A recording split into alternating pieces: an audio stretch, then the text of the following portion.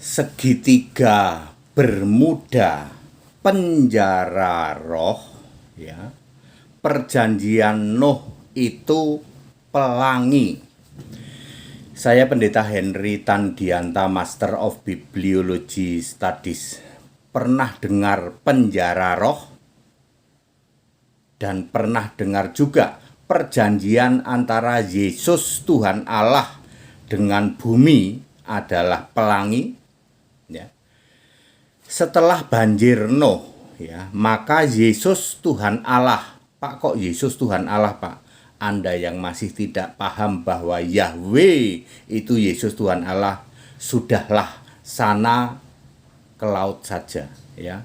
Ilmumu terlalu cetek, ya. Setelah banjir Nuh, maka Yesus Tuhan Allah tidak akan pernah lagi memusnahkan makhluk dengan banjir. Lalu dibuatlah perjanjian dari Allah, maka Allah akan menaruh busurku, kutaruh di awan, supaya itu menjadi tanda perjanjian antara aku, Yesus Tuhan Allah, dan bumi. Di dalam Kejadian 9 ayat 13. Di dalam Alkitab bahasa Inggris British Basic English BBE dan King James Version, semuanya mengartikan bahwa busurku itu my bow. Hanya Alkitab New English Translation NET yang menulis my rainbow, ya, pelangi, ya.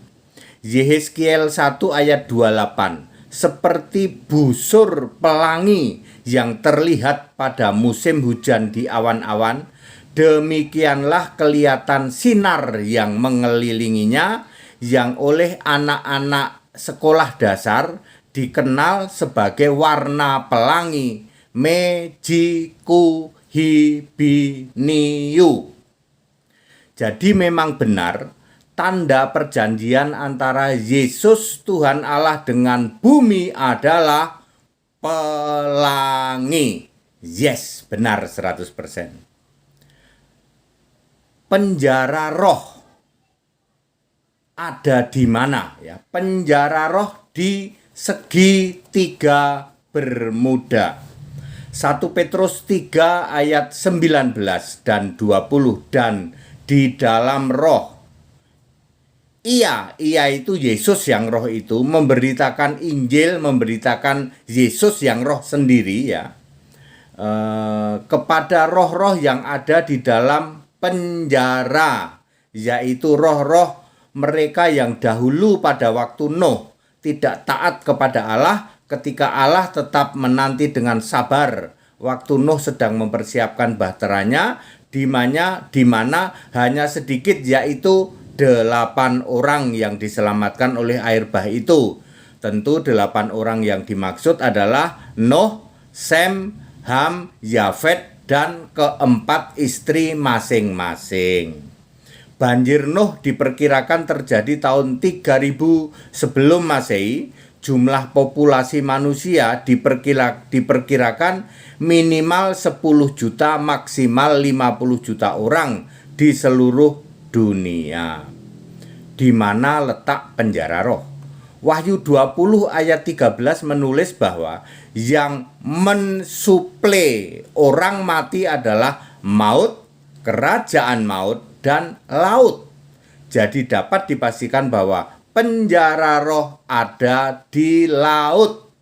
Lokasinya adalah segitiga Bermuda. Bapak Ibu Saudara, segitiga Bermuda itu kurang lebih dihuni oleh 50 juta roh maksimal, minimal 10 juta roh. Bayangin situ ada roh-roh orang jahat semua, walaupun sudah diberitakan Injil oleh Yesus, ya, masih banyak yang tidak tobat. Sebab Wahyu 20 ayat 13 masih menulis ada yang nyetor dari laut. Laut adalah penjara roh itu, ya. Makanya di segitiga Bermuda tidak berlaku yang namanya hukum alam, ya. Entah kenapa tiba-tiba ada pusaran laut, kapal tenggelam, kapal laut maksudnya. Entah kenapa tiba-tiba kapal terbang pun bisa jatuh. Nanti ikut pusaran air itu. Bukan hanya air, anginnya juga. Anginnya juga muter-muter nggak karu-karuan, nggak jelas. Yang sering disebut segitiga Bermuda. Ya, Alkitab menulis disitulah terdapat penjara roh. Bayangin, roh orang, roh manusia jahat-jahat semua, ya. Kira-kira jumlahnya mungkin kalau kita hitung 15%-nya ya, 42 jutaan lah. Atau ya 42 juta nyawa roh manusia di situ. Anggap saja yang tobat 15% ya. Dari 50 juta yang tobat 15% kan berarti 7,5. Berarti masih sisa 42,5 juta roh orang-orang yang jahat di situ. Tentu mempengaruhi kapal laut lah, kapal terbang lah, dan sebagainya. Ya, itu tentang segitiga Bermuda, penjara roh. Nah, sedangkan tentang busur ya, sebagai tanda perjanjian antara Yesus Tuhan Allah dengan umat manusia di bumi, disebutnya perjanjian antara Allah dan bumi, antara aku. Semua kata aku di Alkitab ya, mulai dari perjanjian lama sampai perjanjian baru, semua kata aku itu pasti Yesus. Pasti Yesus Allah. Karena Yesus memang Alfa Omega. Jadi kalau saya mengatakan bahwa perjanjian antara aku dengan umatku di bumi atau dengan bumi, maka aku itu pasti Yesus.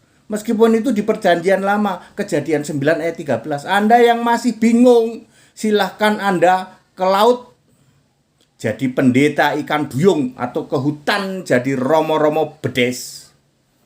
Ya. Semua kata aku itu pasti Yesus.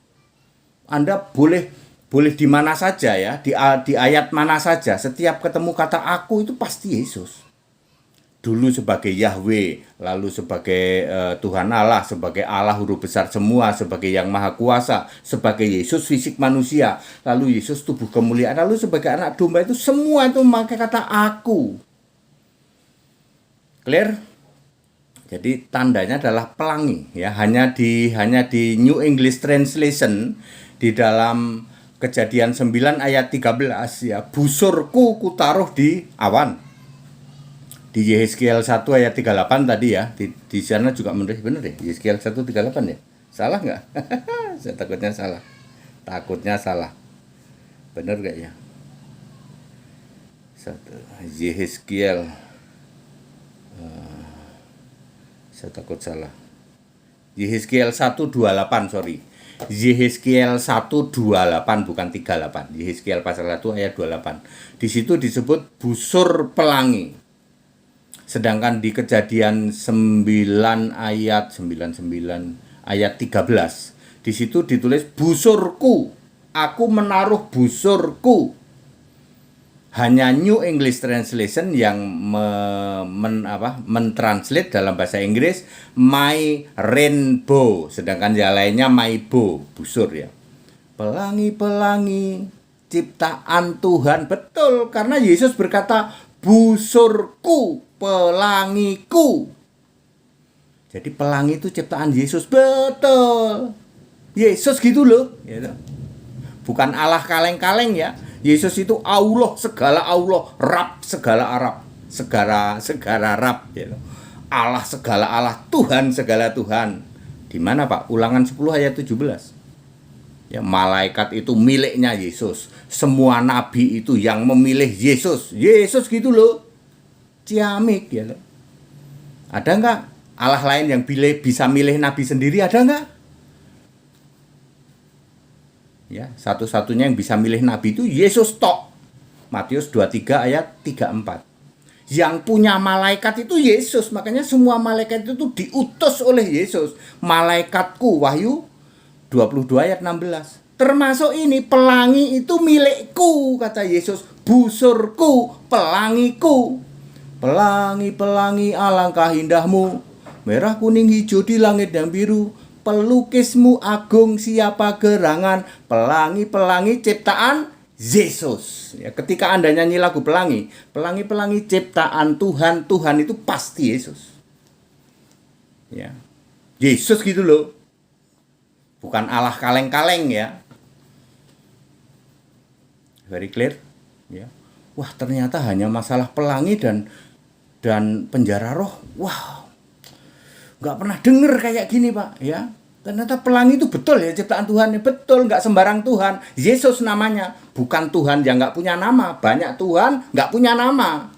Ya, ya, ciptaan Allah, ciptaan Tuhan, betul. Allah punya nama, Yesus. Tuhan punya nama, Yesus. Dari kapan Pak? Dari sebelum segala abad, sekarang sampai selama-lamanya. Yesus gitu loh. That it, segala hormat kemuliaan untuk Yesus Kristus, satu-satunya Allah yang benar, Allah segala masa, sebelum segala abad, sekarang sampai selama-lamanya. Haleluya, amin.